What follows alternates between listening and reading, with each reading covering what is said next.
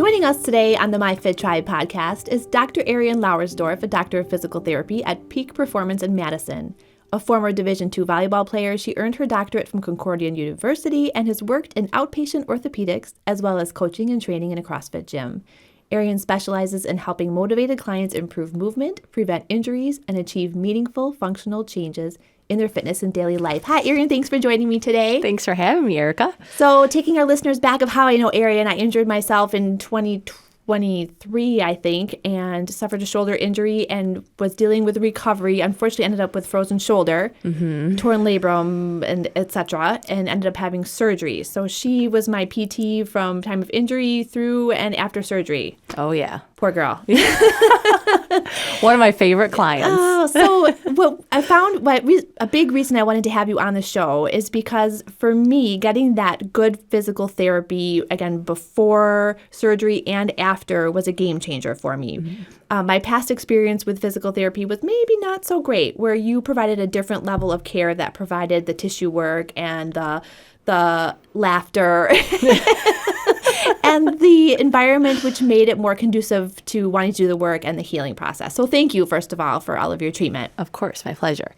So let's talk a little bit before we get into PT and best practices about what your journey was, in addition to your athletic career, and what got you on this path.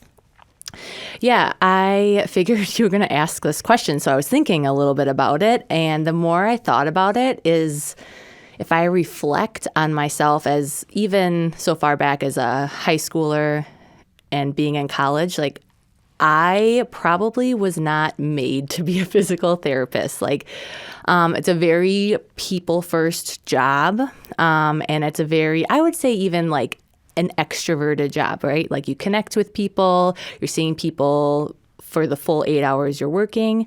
And it's a very up in the air kind of job. You have to think on the fly and you have to pivot a lot with people, basically. So when I was younger, I was very introverted. I would call myself an extroverted introvert, where I can connect with people pretty well, but would much rather hang out at home on my couch. So I guess my route to physical therapy was kind of a blah one, if I'm being honest. I just was athletic all my life. I had injuries all my life, so I knew kind of in general what physical therapy was. And I knew I wanted to go into the healthcare field somehow. So I ended up going the physical therapy route. My mom was a physical therapist. Hers was very different, though. She was a pediatric physical therapist. So I always made fun of her. She would go to work and her office had a ball pit and swings and slides for all of her pediatric clients. I'm like, okay, Mom, yeah, you go to work. Play zone. Yeah, right. So that's kind of the route I ended up going. And I'm very thankful I ended up there. It's been very challenging, and it's kind of brought me out of my shell a lot. I feel like I've gotten way better at talking to people, connecting to people, tons of different kinds of people too. We were just talking about before we started how I kind of match people's energy, and PT has gotten me to do that. So even though I feel like maybe I wasn't, if I would have taken an aptitude test in high school, physical therapist would probably not have been top on that list. But I'm very thankful for the career I am in right now and where I ended up in the career. I think it's funny that you say that about the extrovert introvert, because I feel the same way. And here I'm hosting a podcast and doing all these things. It doesn't really Let's make make sense. ourselves really uncomfortable. Exactly. But you grow from that and you develop relationships with people that really change the trajectory of your life. Whereas you stay in that cocoon where you're comfortable, you have no growth, right? It's crazy. I'm just thinking about my career as a physical therapist right now. My first job out of PT school was in a big hospital system, outpatient orthopedic. I was a new grad, scared because I didn't know anything, right? Naturally so. And 3 years into that, I was so burnt out because I just felt like I was just in this mill of productivity and client after client after client, and I wasn't getting anyone better. And then COVID happened and I got furloughed. And then that's when my career really shifted. Because while I was unemployed, everyone was unemployed because of COVID, my CrossFit gym that I was a member at, the owner was hey, like, do you want to be a general manager? We have a general manager opening. We need one. I think you'd be great. And I was like, well, if I can practice physical therapy out of it, like, I don't want to just like not do PT. I felt like I went to school forever. I want to use this. And so that's where like my growth as a PT and like my passion now as a PT really took off, because it brought my fitness aspect. Like, I love CrossFit, I love working out, I love being strong. And then my PT aspect, I love helping people be able to do that and keep doing that.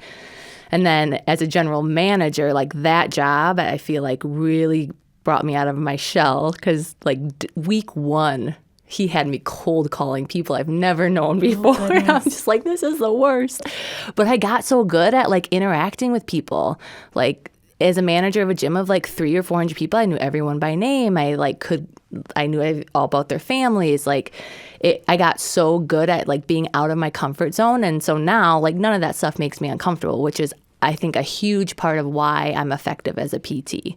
Well, you have to be able to ask the questions, and you're in kind of an intimate setting when you're doing physical therapy with people. I don't even think almost as important. I think your ability as a PT to connect with someone and make them feel comfortable is more important than the skills you have as a PT. Like, if you can't connect with someone that first or second visit, that buy-in isn't going to be there.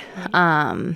And it makes it a lot harder to do your job. And if people aren't going to buy in and want to be there and want to spend that hour with you, it's really hard to get people better, I think. And there's so many different levels of PT where you have the clinicians, you have the different, locations or experience where you're dealing with maybe nursing homes and that type of care, or in the hospital, or you're dealing with the paperwork. Like, there's different levels or different job areas people can focus on with physical therapy. But you have now found yourself at peak performance, where you're dealing with, again, post-injury, high performers, and really merging that fitness with personal or with physical therapy. Yeah. We're going to edit that. Yes, I have been working at Peak since, oh my goodness, January of 2023 is when I started. And it is like the best place. It's chef's kiss for like where I want to be, how I want to be practicing PT. And that the Peak is a rarity in the physical therapy realm. Like, very rarely as a clinician do you only see one client at a time and get to spend an hour with them. And then very rarely do you get to treat, like these very active individuals, like high-performing individuals. And most importantly, on my end, like highly motivated people. Like, they're there, they're investing their time, they're investing their money, because we are a out-of-network clinic, because they think that their well-being, their health is worth it. And so it's really fun because of all the buy-in. It's very collaborative, which I love. It's not just me telling you to do this. It's like understanding why you're doing it. Okay, I'm definitely doing that because I know this is going to make me better. And then it's cool to see, like, I think the youngest people I see are like high schoolers, and then the oldest people I see are 75-year-olds getting ready for like the Ironman. It's Isn't insane. It crazy? It's insane. It's so fun. And the variety of everyone in between that I get to see at Peak has been awesome. And I've learned so much. You bring up a good point with the buy-in, though. Again, you're being a private provider where people have to spend that money and make that appointment versus just getting that referral from their doctor. Yeah. What a difference the mindset can make, whether you're all in or not. 100%. Yeah. Right. It's like, okay, we're out of network, so there's some skin in the game. You are paying a good amount of money for this service. So they already know, like, I'm going to do this. I'm all in. I want to get better, which is great. But a lot of it, too, is just, like, the type of person who walks through our doors. Like, they sought us out. Like, they didn't go to their primary care provider and get told to go to PT. They're like, I need to fix this shoulder. I'm going to search and look for the best, or ask my friends, like, where should I go? So they're already highly motivated to get in your door, which is what is the dream for a physical therapist. Right. Yeah. And you have people that not just are dealing with injury recovery, but injury prevention. Yeah, which is like also super cool. Working at Peak, we see a lot of overuse injuries.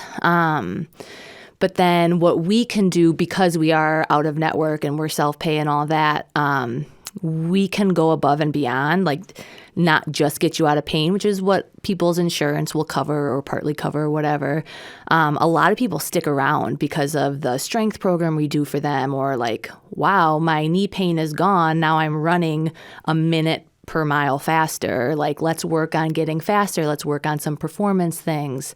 I know it's ski season is coming up. My knees always bother me. Like, let's work on preventing that from happening. So a lot of our clients end up turning into, like, we call them like longevity clients, or like performance-based clients, where it almost turns into a little bit of a personal trainer type role, but just like knowing their history. So it's a little bit more in tune, I guess I'd say. I'll just talk a little bit to our listeners about what my experience is versus what I expected. Having had PT prescribed by a doctor in the past, I would go in, get an evaluation, and I would get sent home with a little piece of paper which showed me my exercises. Now, as people who know me, I love to lift, I love to exercise, but doing those exercises is not my strength. It's just not.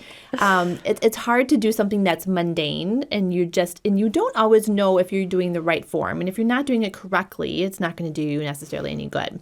So I kind of expected to go in just to get those exercises. But you were able to evaluate and not only provide the exercises, go through them with me, exercises that weren't necessarily boring, traditional ones, but we also spent a little bit of time at the gym to talk about other ways to use the muscles to offset the imbalances.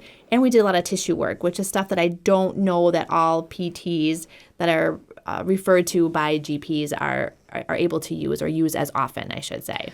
Yes. Yeah. A lot of times, especially in network settings, like, I'm not trying to bash any in-network PTs. It's just the system isn't set up great for their success. Exactly. I get to spend an hour with you once a week or every other week. So 20 to 30 minutes of that can be me digging into your shoulder and like doing needling and cupping and all that kind of stuff to kind of prep the body, loosen some things up, gate some pain, get that out of there so that we can do a shoulder press or lift something a little bit heavier, right? So being in the setting we're in, we're just lucky that we have that opportunity. And with that, we're going to get better results as well, which is nice. Yeah. So I want to touch a little bit on the tissue work, because again, for me, that was a game changer. And I have, gone to the gym with my cupping scars, looking like the purple polka dot hippo. Love cupping. I've had people come to me and ask, where do you get that done? Because they have wanted it done. And I think that's my favorite. I don't love dry needling, but she's very good at it. But let's talk a little bit about those different modalities, what your preference is, when you use each one, stuff like that. Yeah, for sure. So I'm big, honestly, if there are any like cupping reps out there, I feel like I should get a sponsorship deal, because you know what? Your elbow hurts, toss some cups at it. No, I'm kidding. But I use cupping a lot. I dry needle a lot. I do some deep tissue stuff, especially more so if people are needle adverse. And then I do a little bit of instrument-assisted soft tissue work, or like Graston is what people typically call it. I do that one probably the least. And I do them based on what's in front of me.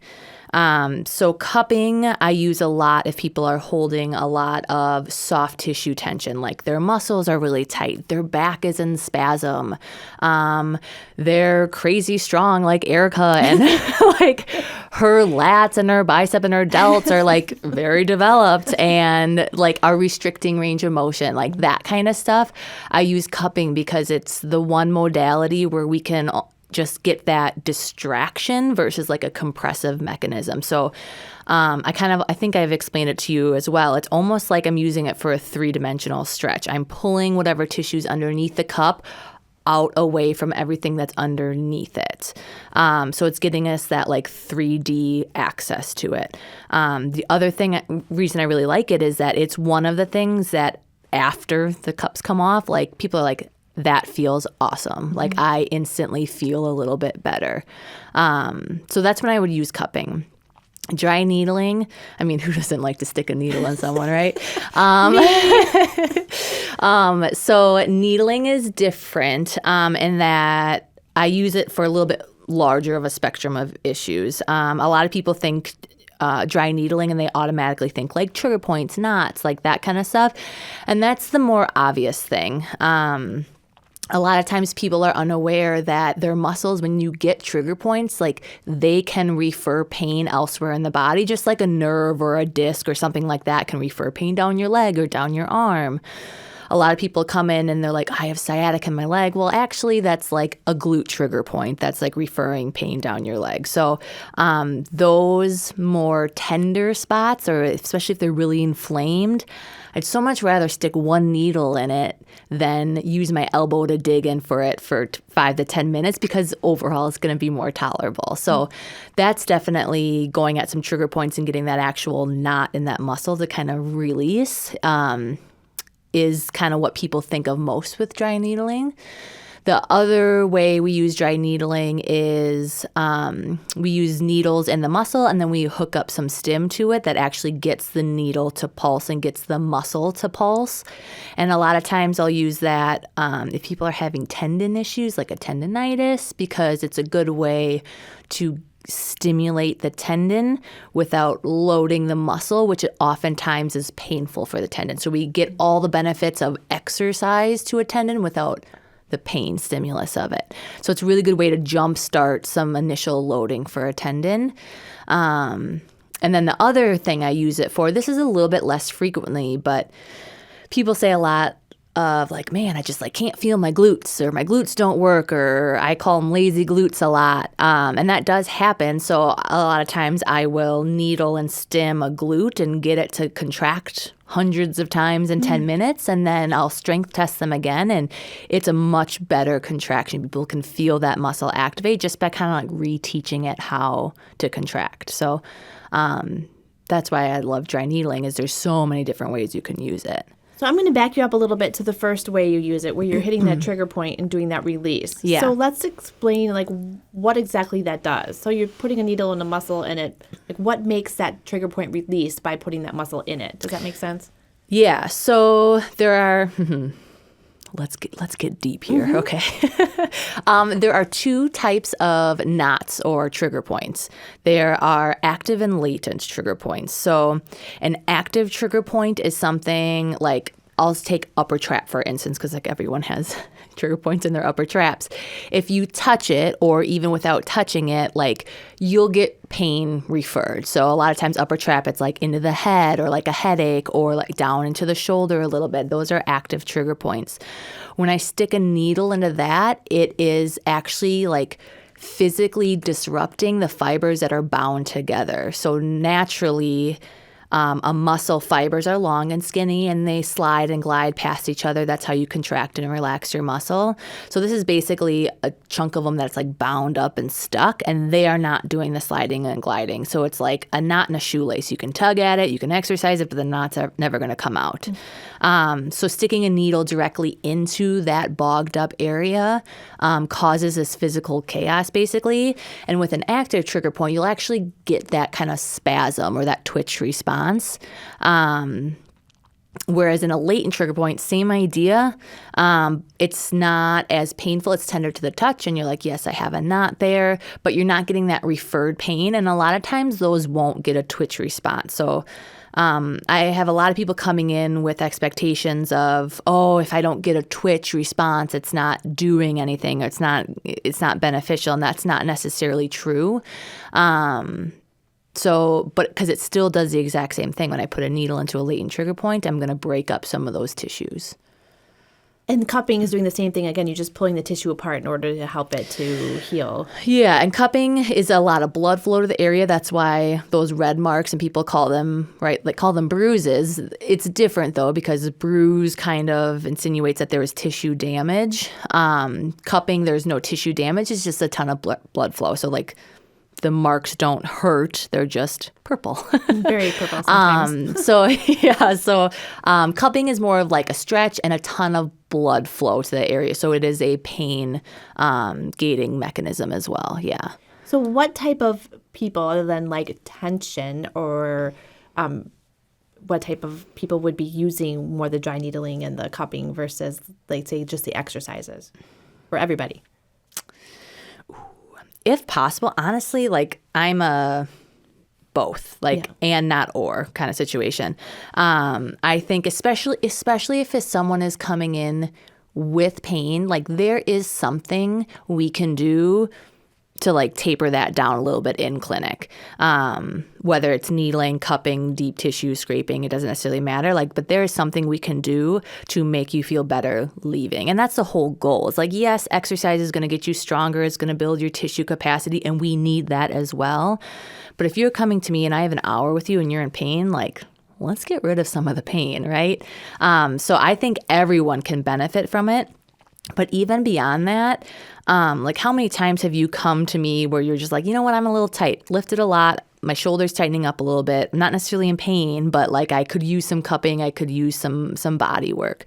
So I use body work a lot as, like, a performance enhancer too. Sounds like a drug, but That kind of it. I mean, it is, because from my experience, I mean, I'm one of those people who holds a lot of tension in my muscles, and I have a lot of pain in general in my muscles. So to be able to get that release, that deep tissue, I mean, I can't go to someone who's doing a massage who doesn't go hard enough, or very few. There's a couple people that know who are very hard. Yes. But it's, for me, that helps to just make me feel better overall, helps me breathe better. And the imbalances that might be causing that tension, it's easier to look at fixing them, I think, once you have kind of relaxed your muscles. Yeah, 100%. And that's kind of like what I was talking about with the dry needling. If you have, again, I'll just say an upper trap that is just riddled with trigger points, like, you can stretch and stretch and stretch, and those aren't necessarily going to go away either. Or you can strengthen, but you're still going to have them, you know? That's why we tell people a lot, like, use a lacrosse ball, use a foam roller. These are ways that you can mitigate that on your own. But a lot of times, if you're to the point where your body's in pain, like, it's not because of that one lift you did or that one run that you did. It's the months and months before of buildup, basically, of dysfunction. So anything that we can do to make your tissues, your muscles, your tendons, whatever, more normalized, not free, lengthened, all of that kind of stuff, strong, like, the better you're going to feel. And that's where these modalities come into play. So let's talk a little bit about assessment when someone comes in and you know, they maybe have a knee issue or a hip issue. Like, how are you evaluating at first, you know, evaluation, and, you know, what are you looking for, and then how do you approach it from there? It depends. So a lot of it is their activity specific. So at peak, we're not seeing a ton of people. We do see some, but we're not seeing a ton of people who are like, man, it hurts to get out of bed today, or like, I can't get up off the couch. It's like, I run 5 miles and then my ankle starts to hurt, or I can't bench past 80% of my max because my shoulder starts to hurt. So a lot of it is like, okay, you're a lifter. We're going to probably go down to the gym and look at mechanics or look at where your strength's at, or if I can see something wonky. If you're a runner, unless we're in a ton of pain, we're likely getting on the treadmill and assessing that way. So it kind of depends on what their activity is. So my assessment of a knee of a runner is much different than my assessment of a knee of a power lifter. And then the other thing is, like, how acute are they? Are they in pain while walking, or does it take them 5 miles into their run to feel pain? Because then it's probably, I'm not going to elicit much of anything in the treatment room, we're probably going to have to run for a while to like finally see what's going on. So acuity, sport specific, what they tell me in their subjective might clue me into some things. So I try not to waste time in an evaluation with checking boxes of this is a knee, so I got to do X, Y, Z before I like get into the meat and potatoes of it, because talking to people, I'm like, well, I know that this isn't the reason you're having pain, so why look at that test? You know what I mean? Right. So it is very different person to person, which is why this is a plug to fill out your before evaluation paperwork. It's just helpful. But yeah, and then because I don't like to spend time on a ton of evaluation, like if I want to narrow down, are you severely in pain, moderate, or is it like a mild irritation? So I want to nail down the severity of it.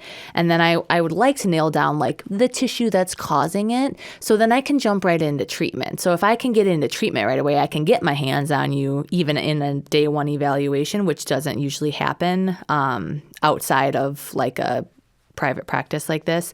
And then I can get you some exercises for home, and I can test, do the treatment, and retest to make sure they're appropriate for you.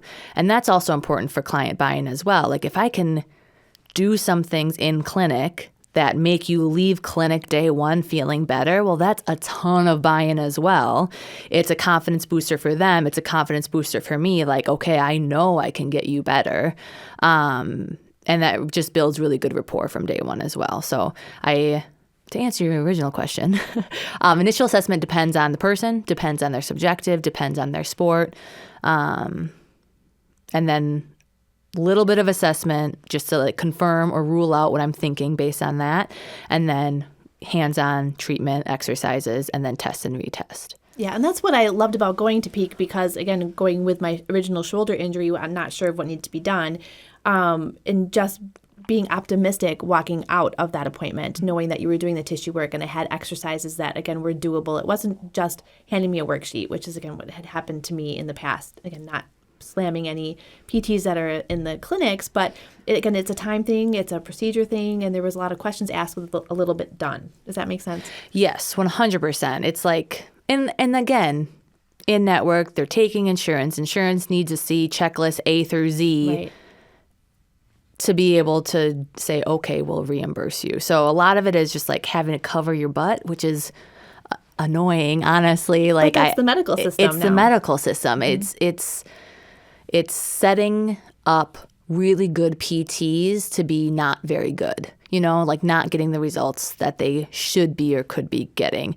And then clients leaving frustrated. And then unfortunately, the word is spread that like PT doesn't work. Right. The amount of clients I come into my clinic who's like, I've been to 3 PTs, like nothing's ever helped. And then like second session, we're getting really good progress. Right. So it's an unfortunate situation. Well, again, it's important to let people know if they're going through either injury recovery or they're high performers or very active and want to make sure that they can keep moving, that there are options other than what they may be accustomed to. And you don't need a referral to do this. Again, there's the cost associated with, but the time to be able to get in is way different than having to go to a doctor and get a referral. And then you have 6 weeks covered, which you may or may not know what to cover or what issues, Right. 100%. Yeah.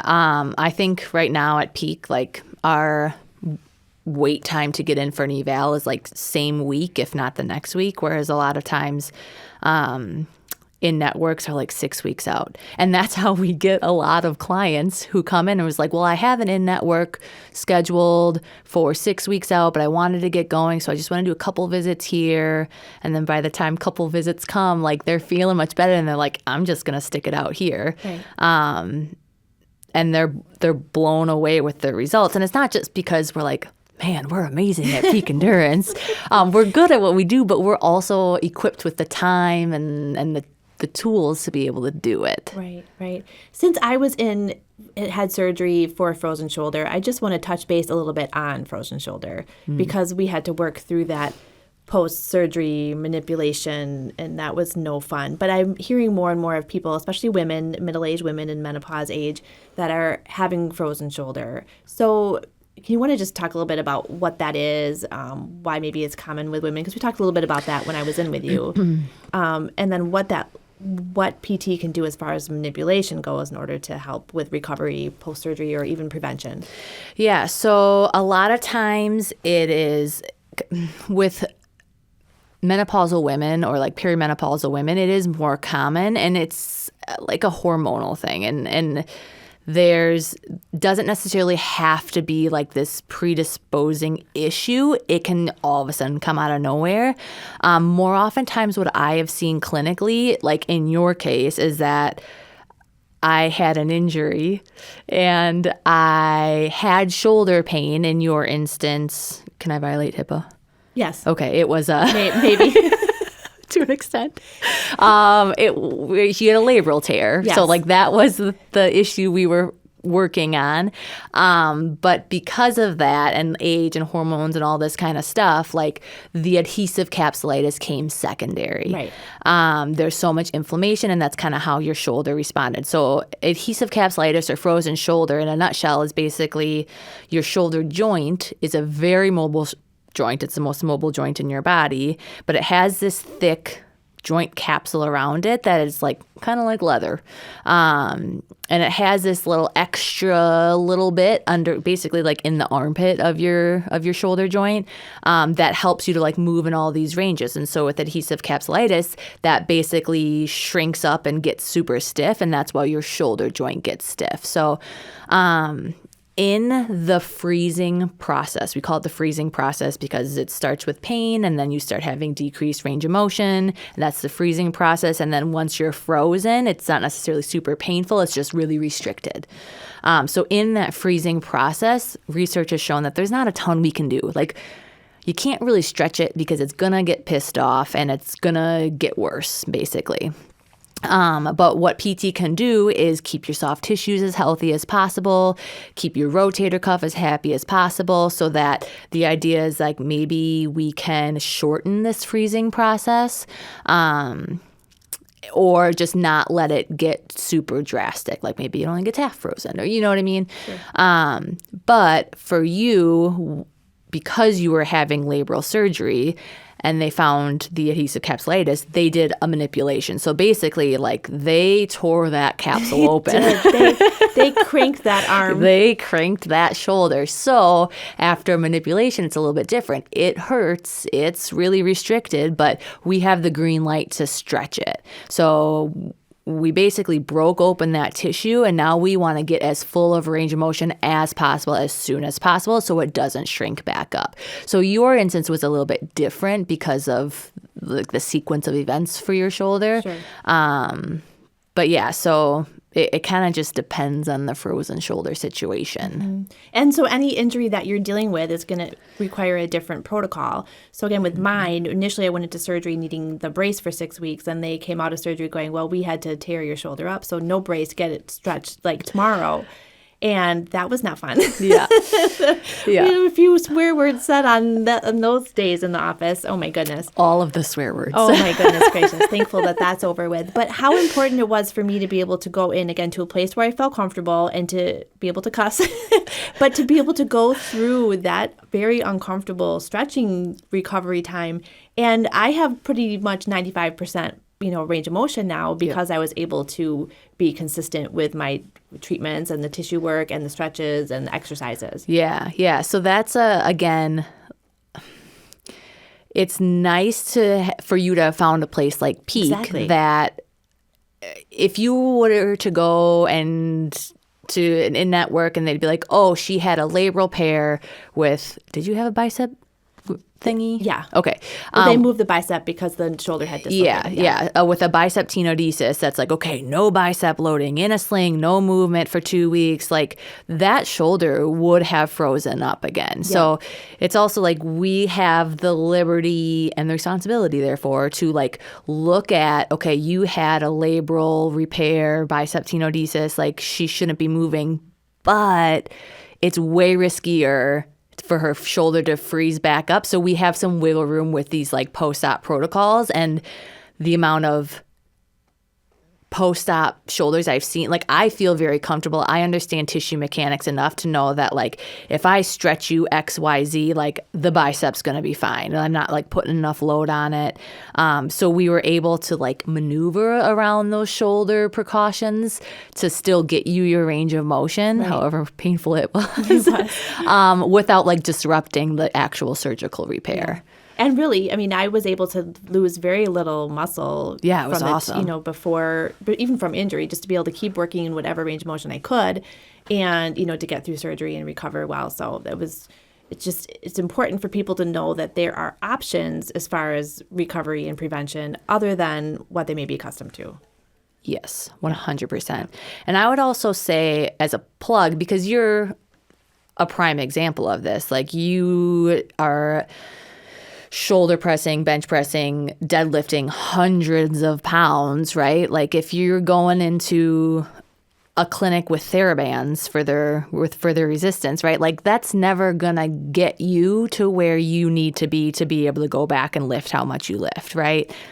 Like there's great for maybe a super acute thing. It's going to get your rotator cuff back on track. But if you can't get underweight, if that clinic, no matter what clinic it is, if that clinic does not have the equipment to support your lifestyle, basically, and your activities, like you need to find someplace else.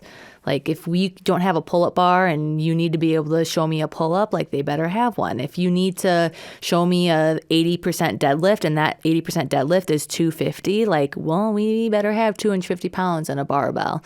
You know, so people like you who are jacked and super strong, like I like this interview. Yeah. That clinic needs to support that and be able to understand that and be able to facilitate that return to those activities. And I'm glad you said that, because my first 3 visits to my orthopedic and my sports med doctors was, you're 50 years old, we don't do anything for those injuries. That is what it is. I'm like, wait a minute. Yeah. And that was with sports med. That was my follow-up with sports med. That was my first orthopedic visit, saying there's nothing we can do, you're too old. And I was like, that's really not funny. Like, let's just tie your arm to your body and just not use it. Right. And I wasn't willing to take their word for it and say, sorry, folks, that's all we can do. So therefore, exploring other options like Peak to make sure I'm keeping my muscle strength while I'm recovering until they finally are convinced to do surgery, and advocating for yourself is so important. Yeah. Yeah, and this is making Peak sound like a recluse, but like it's not that we're going rogue and like ignoring surgeons and doctors' orders, but we also just understand the mechanics of it and like how your activities are putting stress on your shoulder, your body. And that's maybe not necessarily a ton different than like picking up a heavy case of water from the grocery store, whatever. Like it's basically the same thing, stress on your shoulder, let's say. So are you telling me that you can't go to the grocery store and like pick up a case of water and put it in the cart? Like, no, like you could do that like day 2 post-op. Like some of the restrictions just don't make sense. And the reason they don't make sense is because these restrictions and precautions post-op or pre-op or no, we don't do this, is because they're for honestly like relatively sedentary people, which is unfortunate. Right. It just reminds me of someone who I was just seeing like post a lumbar discectomy, and a surgeon's like, you can never lift again. You can never deadlift. You can't do any weightlifting. And I'm like, and he's 50 years old and in good shape and played pickleball and all this kind of stuff. I'm like, you're setting yourself up for a lifetime of back issues if you can't strengthen your back, right? Like, okay, maybe you could lift 300 pounds before surgery and now you'll never lift that much. So are you telling me like you can't help move your kid into college because you can't lift this 50-pound box because you're now too weak because your surgeon said that you can't ever lift again? Right. Like it's sad and people are scared to do it until it's like I feel like I do like graded exposure therapy for a lot of my clients who hear this because that's scary. And I feel for them, and it getting a little heated because it like makes me sad and like a little bit angry that you are now taking the super active 50-year-old guy and pigeonholing him into like not being able to do that. Which is the worst thing for someone's health. Which is the worst thing for someone's health, physical health, mental health. Like that guy is going to have so many issues if you were to just been like, okay, I can't do any of this. Anything. It's not allowed. Yeah. It frustrates me. Yeah. Which is, again, why I wanted to have this conversation, because there are many people listening who, again, may just want to improve performance. But there are a lot of people who have injuries or that hurt, that are, getting older and have been wearing their bodies down for decades, that need to find alternative therapies to make sure they can continue to do the things that they love. Yes. Yeah. I want to touch base a little bit, since we talked about the tissue therapies, a little bit about exercises that you prescribe, how you give them, what to do, and the importance of buying in, like we talked about, of making sure that we're doing the exercises that you provide to people, because that's a huge piece of the puzzle. Yeah, it is a huge piece of the puzzle. And the number one thing, and I was so guilty of it at the beginning of my career, is more is not more.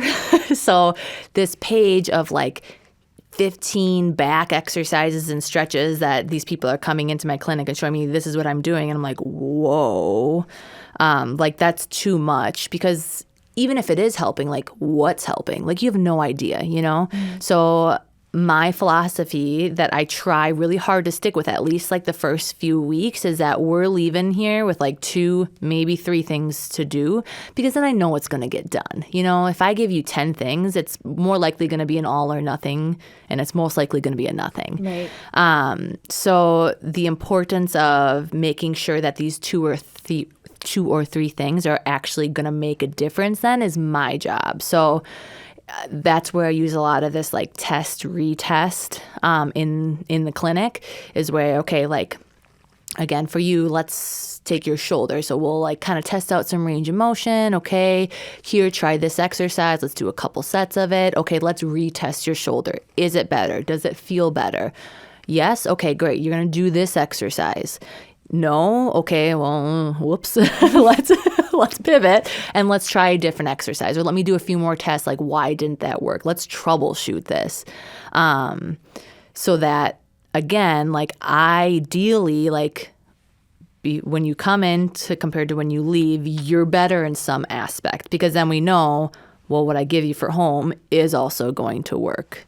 So a lot of it is just like, making sure it's the right exercise for you. Your shoulder range of motion restriction is probably different than this 23-year-old guy's shoulder restriction range of motion, right? So I should be giving you guys very different exercises, because one shoulder set exercise does not fit all, Right. The other thing that I've gotten a lot better at is like honing in on the dosage of exercises.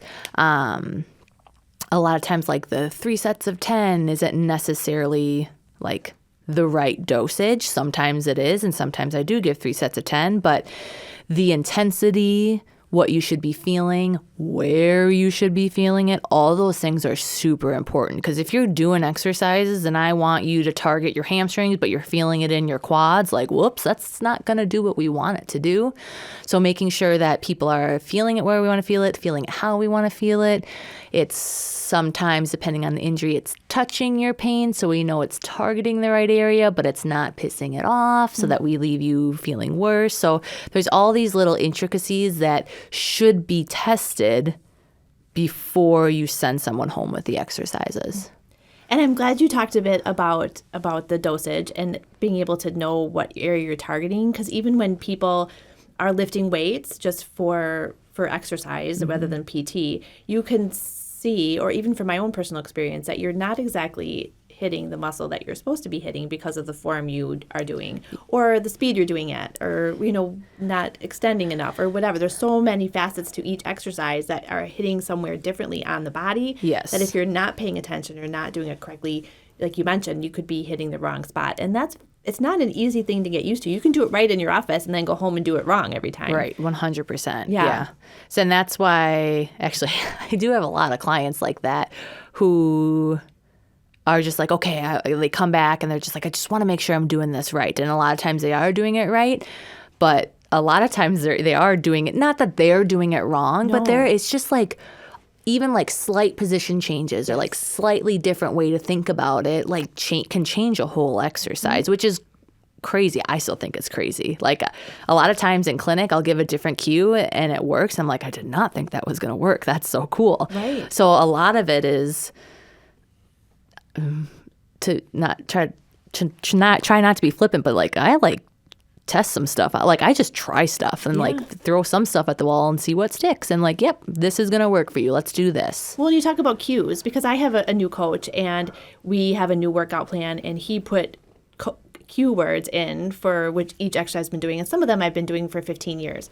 But like you mentioned, that like centimeter change and where my elbow is or how I'm angling something targeted it completely differently. So it's not that you're necessarily don't think you're doing it wrong, but it's just that easy to not do it right. Yes, 100%. And especially once you bring pain on board or tissue injury, like I tell these people all the time, like your muscles around whatever painful area it is, they like kind of shut down as a protective mechanism. It's like your body's way of protecting it. So when people have a chronic knee issue and then I point out that like, wow, that quad, your thigh is a lot smaller on that side because, well, you've gone through 3 years of your life with knee pain and your quad is kind of pieced out on you because it's a protective mechanism. So if we just start but you've been squatting, so what's doing the work? Well, probably your other leg, probably your glutes, probably your hamstrings, right? But so now, okay, we're doing 10 straight leg raises, the world's easiest exercise, and your quad is gassed. So it's just like bringing attention to detail when that needs to be the case, basically. Right. I feel like so often on this podcast, we learn that just when you think you have it figured out, you don't. You know, like you're working out, you get in the gym, and then you get hurt, and you got to try to figure exercise out, and then you got to figure out how to get this muscle to work, and then you have to navigate nutrition, and it can be very overwhelming. So it's important that people again advocate for themselves and find a professional who's going to really help guide them into performing at their best or feeling their best. Yes, 100%. And I love Dr. Google like the rest of us. Honestly, sometimes I use Dr. Google, but again, we can go down a bad downward spiral of that if those exercises are not either A, matching your irritability, or B, like not even your issue. Right. So we can be hammering 10 exercises when they're definitely either A, not helping, or B, they could be making you worse just because they don't match kind of where you're at in that painful cycle. Right. Yeah. So it's always nice to like have someone with more knowledge than you, right? Able to like get their hands on you, assess you. Okay, like here's where you're at. Here's some exercises to start with. Yeah, and this is where your imbalance is, and then trying to figure out how to kick those other muscles in because it can be hard to fire those up. Yeah, 100%. Especially like you said when you're dealing with an injury. Yeah. Yeah. So if you have any suggestions for people who are dealing with either more higher performance or injuries, what would you suggest? As far as like where to go. Well, we know they're going to go to Peak, and we're going to share that information. Hello. No. But if you're talking about like what type of symptoms, we'll go that way, would people be feeling that would make them want to come and see you? Oh, yeah. Try that. Okay, so definitely high active people, like they're used to their aches and pains. And honestly, if you have a good base, half the time they go away, right? Like, ooh, I like pulled a lat a little bit doing pull-ups like 2 weeks and it's like back to normal. Like those kind of things are normal. We expect to kind of work through them. So what I say is if it's lingering for more than a couple weeks, if it's getting worse within a couple weeks, if it is altering your mechanics. So if it's, especially like we see a lot of runners, right?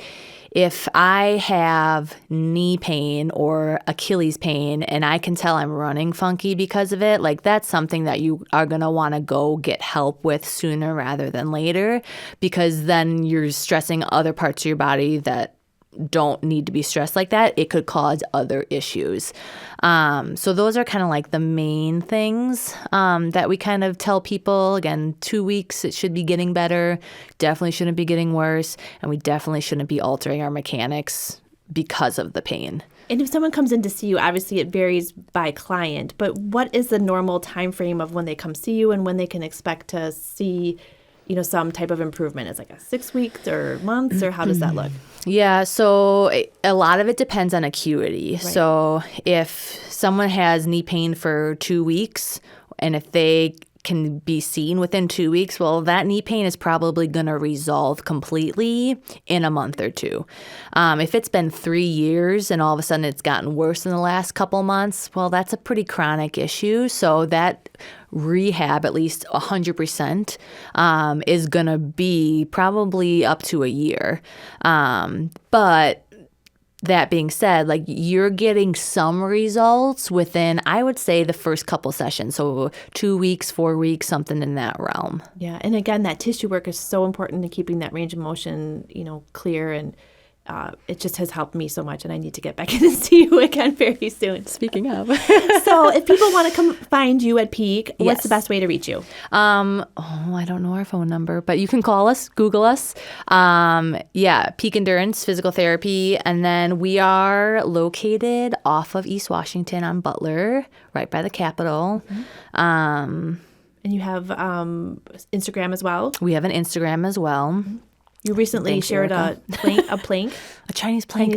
Real quick, we've got 2 minutes. What is that? Oh my gosh. Everyone should be doing a Chinese plank in their life. It's a great way to load your back in neutral without moving. So especially like my people who are like, I can't deadlift, I throw out my back every time. Well, let's get some strength in a very safe, very neutral way, and then build that capacity before we, pull 500 pounds off the ground. I'm just kidding. I won't make everyone pull 500 pounds off the ground. Most of us can't. But I love that you do share that stuff on social media, because there's a lot of content out there, and not all of it is the right form. Not all of them are PTs.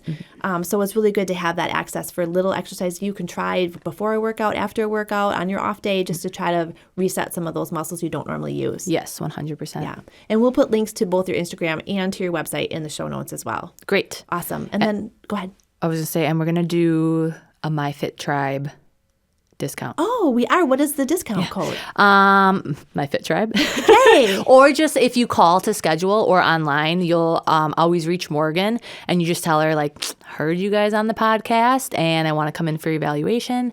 And then you'll get our $67 discount for an initial evaluation. That is awesome. Yes. So for all of our listeners, make sure you make that appointment. We'll put that in the show notes and in our marketing as well, just so people know that that's available, because having that consultation and, again, that option for services that's going to excel your performance and improve your recovery is so important. It's huge. Yeah. And again, thank you not only for this conversation, but also for the year of treatment that you provided for me.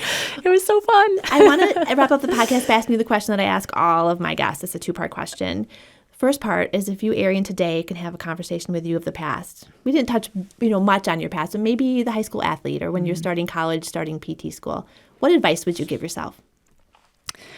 Girlfriend, just step out of your bubble a little bit more. Yeah. Talk to more people, be a little bit more open, and just connect with people. Because now that's like my favorite part of my job. It drains me as an introvert, but best part of my job. I love that. Yeah. So now, if you could have a conversation with your future self, maybe with your grandkids someday. Oh my gosh. You never know. They're just little. We can't even say that. But if you could have a conversation with your future self, what would you ask your future self, and what do you think she would say back to you? At what age are you retired? Where are your second homes? No, I'm just kidding. I would say, what would I ask myself, Erica? Repeat the question for me. You could have a conversation with your future self. Yeah. What would you ask her, and what do you think she would say back to you? I think I would ask her if this is where I'm supposed to be at this point in my life, both like family life, job, location, all that. And I think she would definitely say yes. Yes. Yeah. There's no doubt, because you're doing great things and with your beautiful family. Yeah, thanks. Awesome. Thank you for joining me for this conversation. Thank you, Erica. This was fun.